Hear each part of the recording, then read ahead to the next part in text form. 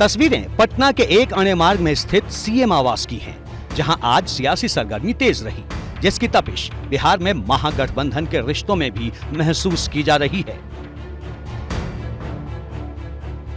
जिसकी गवाही है सीएम आवास में दाखिल होता शिक्षा मंत्री चंद्रशेखर का ये काफिला, जो फिलहाल आरजेडी कोटे से नीतीश सरकार में मंत्री हैं। सीएम नीतीश के आवास पर चंद्रशेखर की एंट्री की वजह है शिक्षा मंत्री और शिक्षा विभाग के अपर मुख्य सचिव के बीच का ताजा विवाद। दरअसल इस विवाद की शुरुआत तब हुई जब शिक्षा मंत्री की तरफ से अपर मुख्य सचिव के नाम येलो पेपर जारी कर दिया गया। इस पेपर के जरिए विभागीय अधिकारियों की कार्यशैली पर नाराजगी जताई गई। येलो पेपर एक गोपनीय दस्तावेज होता है और यह मीडिया में लीक हो गया और इसी को लेकर के अपर मुख्य सचिव और शिक्षा मंत्री के बीच में तनातनी शुरू हो गई।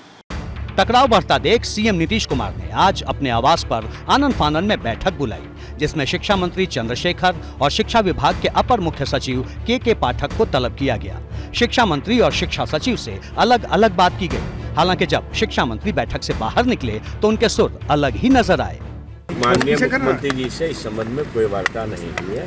माननीय मुख्यमंत्री जी से मिलकर मैं आया, विभाग की प्रगति के बारे में बोला है और जो जिस विषय में आप लोग कहना चाह रहे हैं उसको देख रहे हैं, समीक्षा कर रहे हैं, जो उचित कदम होगा उसको। शिक्षा मंत्री भले ही सीएम से मुलाकात को विभाग तक सीमित कर रहे हों, लेकिन आरजेडी की जुबान पर शिक्षा सचिव के लिए जो छूट रहा है वो विवाद की पूरी कहानी बयां कर रही है।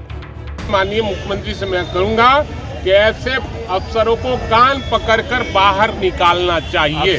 के पाठक जी को होश हवास से बात करना चाहिए और काम करना चाहिए। सरकार को बदनाम करने का हमेशा ये प्रयास करते हैं। पहली नजर में ये मंत्री और अफसर के बीच का विवाद नजर आता है, लेकिन अगर इसकी तह में जाएं तो ये विवाद महागठबंधन की सेहत के लिए बुरा हो सकता है।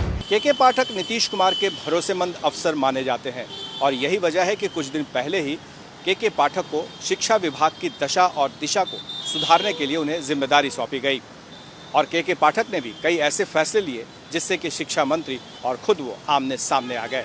लेकिन अब नीतीश के पसंदीदा अफसर के साथ आरजेडी की तनातनी ने गठबंधन में विवाद का नया चैप्टर जोड़ दिया, वो भी तब जब बिहार में पहले से ही सत्ता परिवर्तन की खबरें तैर रही हैं।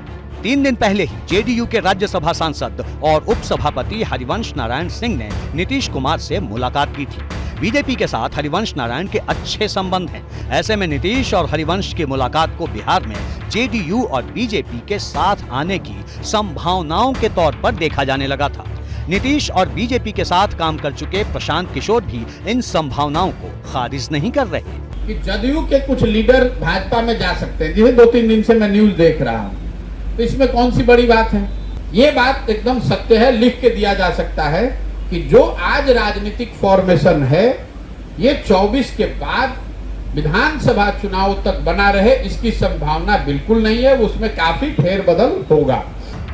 प्रशांत किशोर 24 के चुनाव के बाद बिहार में नए सियासी समीकरण की भविष्यवाणी कर रहे हैं, तो दूसरी तरफ आरजेडी 24 में बीजेपी के रथ को रोकने की हुंकार भर रही है। उखाड़ फेंकने के लिए पहला अध्याय हुआ है।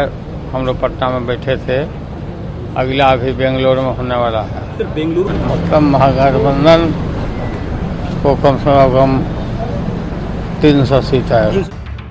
एक तरफ लालू प्रसाद यादव बीजेपी की विजय हैट्रिक पर ब्रेक लगाने का दावा कर रहे हैं, तो दूसरी ओर सहयोगी जेडीयू के साथ खटपट भी तेज है।